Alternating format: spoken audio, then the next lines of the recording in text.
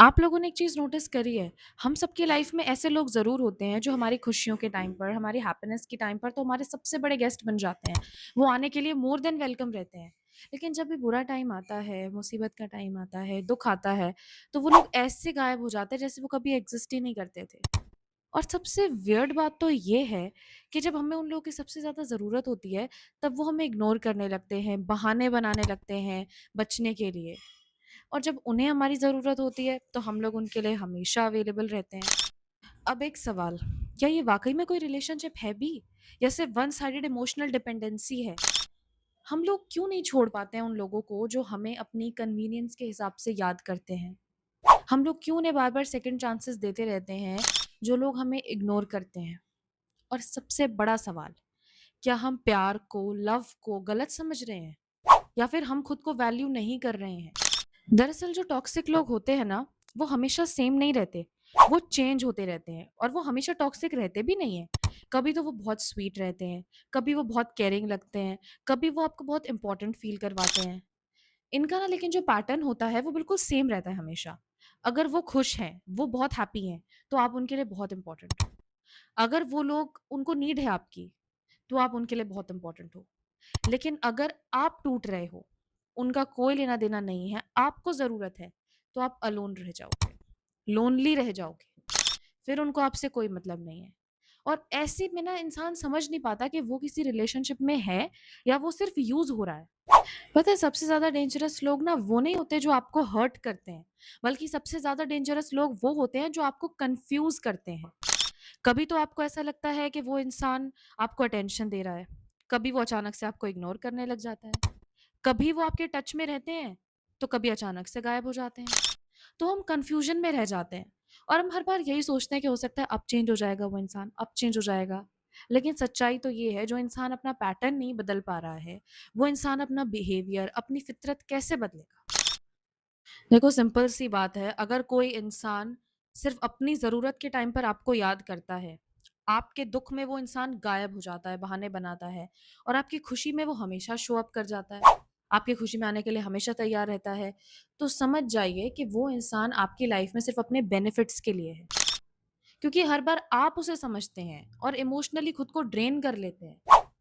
पता है सबसे ज़्यादा पेनफुल बात क्या होती है ना?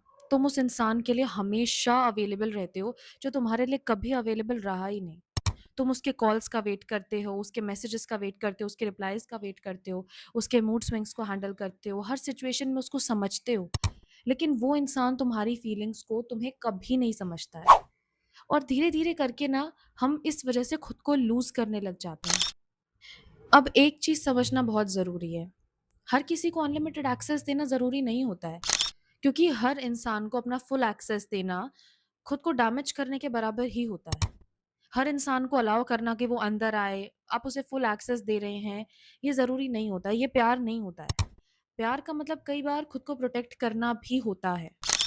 और अगर अभी से ही हम किसी इंसान से इतना ज़्यादा अटैच हो जाते हैं कि हम उस इंसान को छोड़ ही नहीं पाते डिस्पाइट ऑफ ऑल दिस, इन सब चीज़ों के बावजूद हम लोग उसे छोड़ ही नहीं पाते हैं, तो हमें एक चीज़ समझ लेनी चाहिए कि अगर हम किसी इंसान की सेकंड प्रायोरिटी है या सेकंड भी नहीं, हम उसकी प्रोबेबली सेकंड लास्ट या लास्ट प्रायोरिटी हैं, तो वो इंसान हमारी फर्स्ट प्रायोरिटी होना डिज़र्व करता ही नहीं है, वो इस लायक ही नहीं है कि हम उसे प्रायोरिटाइज़ करें फर्स्ट नंबर पे। और ये सेल्फिशनेस नहीं है, ये सेल्फ रिस्पेक्ट है। मैं ये नहीं कह रही हूँ कि हमें कभी किसी की हेल्प नहीं करनी चाहिए, कभी हमें किसी के काम नहीं आना चाहिए। लेकिन अगली बार ऐसे इंसानों को नीड की ज़रूरत हो, तो आप अपनी पूरी एनर्जी मत लगा देना उनके ऊपर, क्योंकि आपकी एनर्जी लिमिटेड है और आपको अपने खुद के लिए अपनी एनर्जी को सेव करके रखना है, खुद को वैल्यू करना है।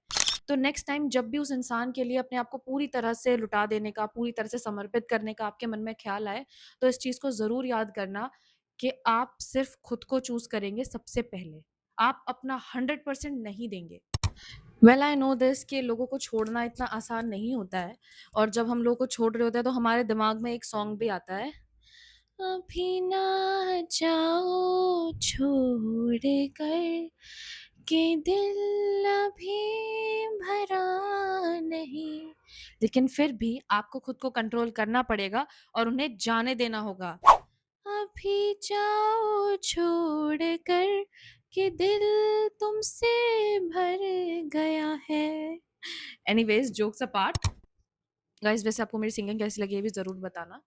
और वीडियो अगर आपको अच्छी लगी हो then don't forget to like, share and subscribe to my channel. और इसे डेफ़िनिटली उन उन लोगों के साथ ज़रूर शेयर कीजिएगा जिनको आपको लगता है कि इसे सुनने की सबसे ज़्यादा ज़रूरत है। अब मैं आप लोगों से मिलूँगी अपनी एक नेक्स्ट वीडियो में बहुत जल्दी। Till then take care and bye bye.